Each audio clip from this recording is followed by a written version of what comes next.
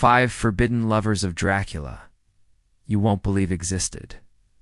Behind the shadow of Dracula's bloodlust lies a secret just as haunting his forbidden lovers. These are not simple tales of passion, but dark unions shrouded in mystery, sin, and death.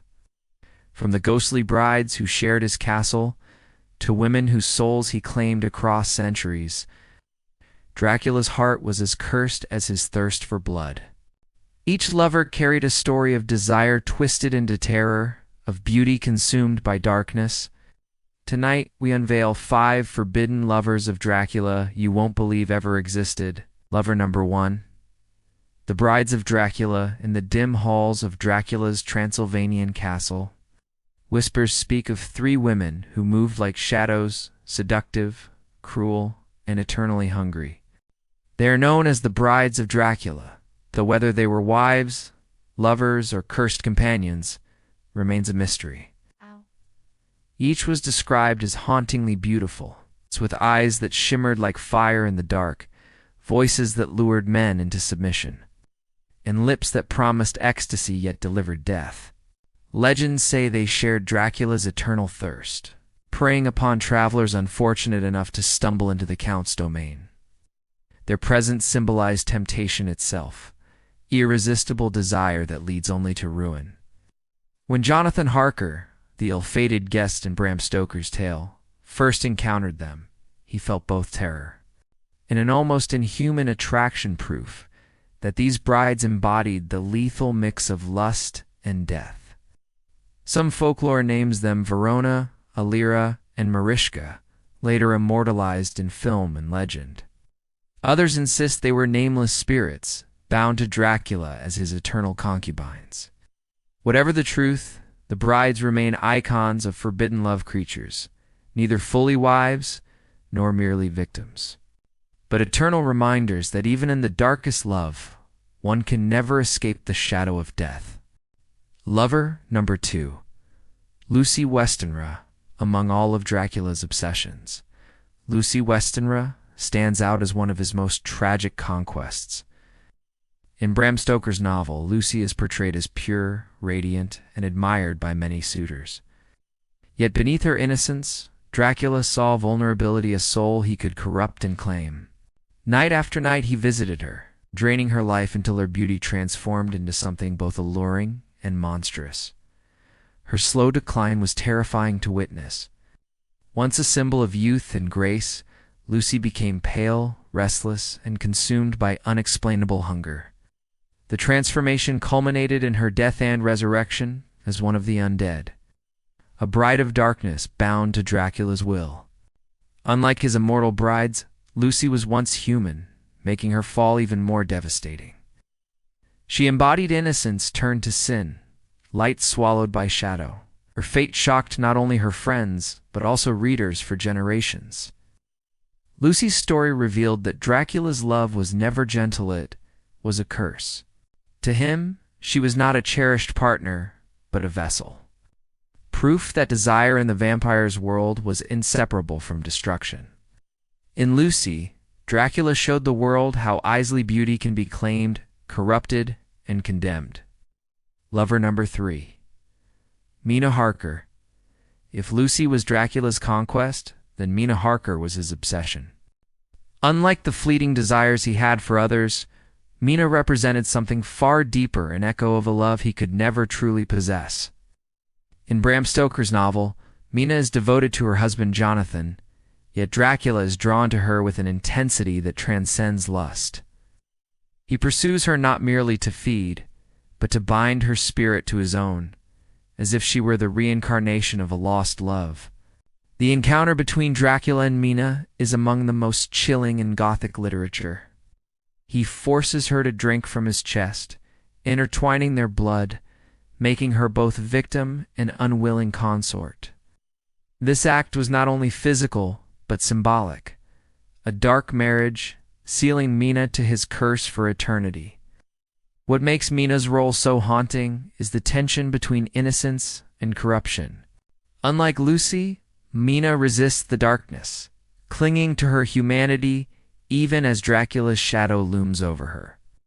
In her, we see the Count's desperate attempt at connection, a twisted yearning to be loved rather than feared.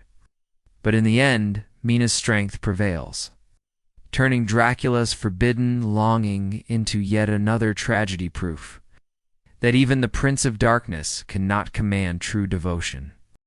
Lover number 4, Elisabeta of Transylvania.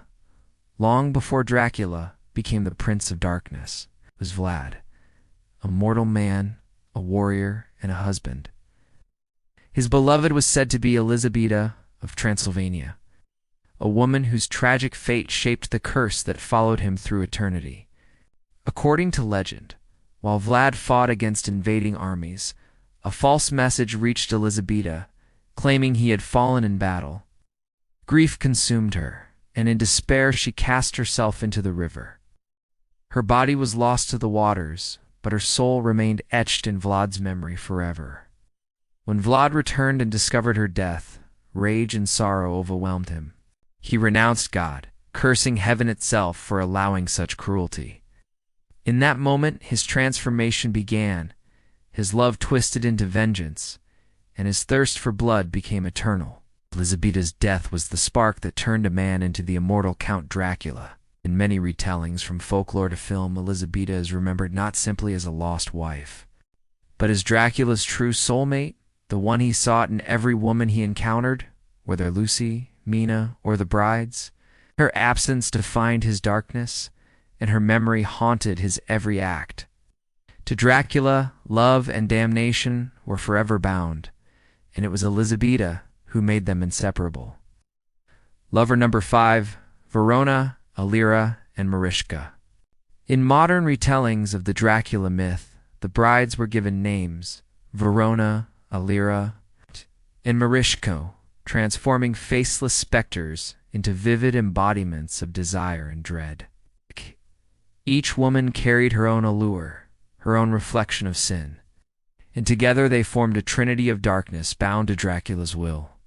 Verona, often portrayed as the eldest, radiated regal beauty, her presence commanding yet sinister, like a queen of shadows.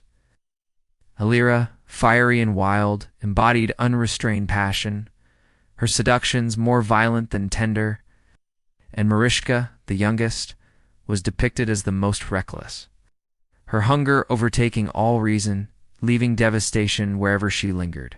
These women were not mere companions. They were Dracula's extensions, predators who mirrored his own insatiable hunger.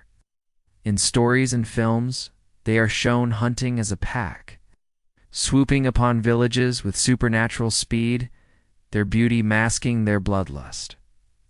Yet beneath the glamour lies tragedy, bound eternally to Dracula. They had no freedom, no souls of their own, only the hollow intimacy of cursed love.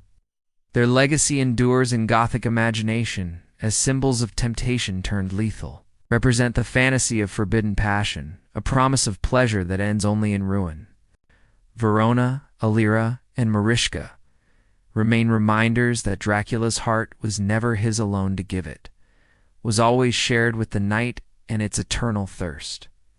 From the cursed brides to Lucy's tragic fall, from Mina's haunting resistance to Elisabeta's eternal love, and finally, the fierce Verona, Aleera, and Marishka, Dracula's lovers, reveal the true depth of his darkness.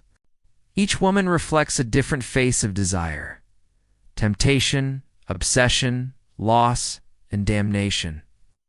Through them we see that even the Prince of Darkness was never free from longing, though his love always carried the weight of death. If you've enjoyed uncovering the secrets of Dracula's forbidden lovers, don't forget to like this video, subscribe to the channel, and share your thoughts below. Which of these dark romances fascinated you most? Shadows still whisper, will you listen?